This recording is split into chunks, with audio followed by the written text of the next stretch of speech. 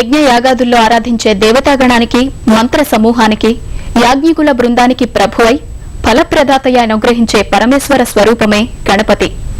వేద మంత్రాలకు ఓంకారం ఆదిగా ఉన్నప్పుడే ఆ మంత్రం శక్తివంతమవుతుంది. మంత్రాలకు పతి వంటిది ఓంకారం. మంత్రాలే గణాలు, ఓంకారమే గణపతి.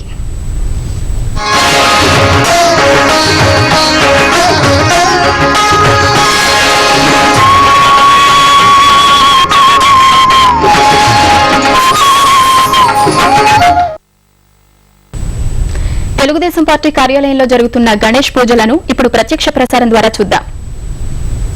వ్యాపారం చేసిన, వ్యవసాయం చేసిన, లేదంటే ఇంకొక ఇండస్ట్రీ పెట్టినా, ఏ కార్యక్రమం చేసినా ఆ కార్యక్రమానికి ఎలాంటి ఆటంకాలు లేకుండా ఉండాలంటే వినాయకుడికి పూజ చేసి మనం ముందుకు పోతాం. ఆ విధంగా ఈరోజు పార్టీ ఆఫీసులో ఈ కార్యక్రమం జరుపుకోవడం నాకు చాలా సంతోషం.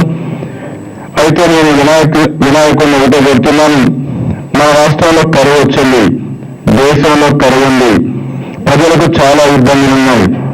కరువు వస్తే గ్రామీణ ప్రాంతాల్లో ఆర్థిక పరిస్థితి కాదు, నిత్యావసర వస్తువుల యొక్క ధరలు కూడా పెరిగిపోయి అనేక ఇబ్బందులు వచ్చే పరిస్థితి వస్తూ ఉంది.